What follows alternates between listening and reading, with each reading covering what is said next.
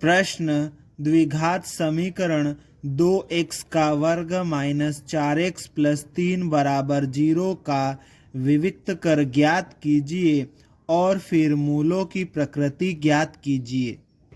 इस प्रश्न में हमें ये जो द्विघात समीकरण दिया है इसका विविक्त कर ज्ञात करके मूलों की प्रकृति ज्ञात करना है।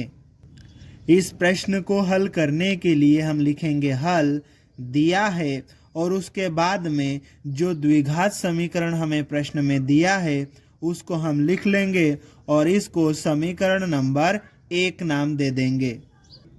यहाँ पर हमें इस द्विघात समीकरण का विविक्त कर ज्ञात करना है और विविक्त कर निकालने के लिए हमें ABC के मानों की ज़रूरत पड़ेगी और ABC के मान निकालने के लिए हम ये जो द्विघात समीकरण दिया है इस द्विघात समीकरण की मानक द्विघात समीकरण से तुलना करेंगे और इसके लिए हम लिखेंगे समीकरण 1 की ax का वर्ग प्लस bx प्लस c बराबर 0 से तुलना करने पर, तो इसकी तुलना हम इस मानक द्विघात समीकरण से कर रहे हैं। यहाँ पर देखो x वर्ग के साथ में क्या है a और यहाँ पर x वर्ग के साथ में क्या है 2। इस तरह से a का मान कितना हो जाएगा 2 हो जाएगा यहाँ पर। ठीक है, अब यहाँ पर देखो x के साथ में कितना है b और यहाँ पर x के साथ में कितना है -4, तो इस तरह से b का मान हो जाएगा -4। यहाँ देखो बराबर के पहले क्या है c और यहाँ पर बराबर के पहले 3, तो c का मान हो जाएगा 3। इस प्रकार हमने दिए हुए द्विघात समीकरण की मानक द्विघात समीकरण से तुलना करके a, b और c का मान निकाल लिया है। अब हम लिखेंगे विविक्त कर d बराबर b का वर्ग माइनस 4ac। अब इस सूत्र में हम ABC का मान रखेंगे।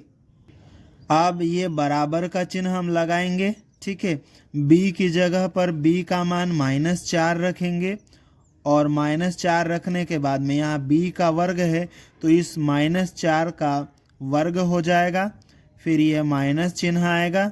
ठीक है, फिर उसके बाद में ये 4 और फिर गुणित a का मान कितना है 2, फिर गुणित c का मान कितना है 3।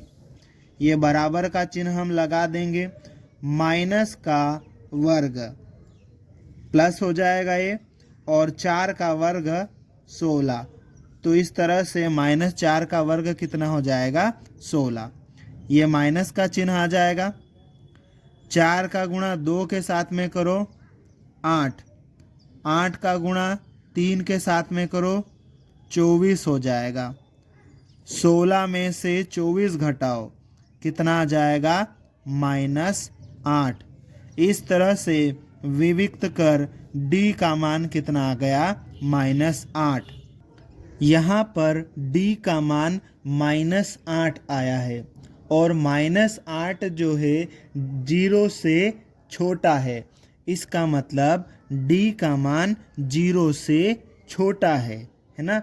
अगर d का मान विविक्त कर का मान 0 से छोटा हो तो जो द्विघात समीकरण होता है उसके मूल काल्पनिक होते हैं, मतलब उसका कोई भी वास्तविक मूल नहीं होता है। ठीक है, तो हम लिखेंगे चूंकि d का मान 0 से छोटा है अतः द्विघात समीकरण 2x का वर्ग माइनस 4x प्लस 3 बराबर 0 का कोई वास्तविक मूल नहीं होगा, मतलब इसके मूल काल्पनिक होंगे। ठीक है, और यही हमारा उत्तर है।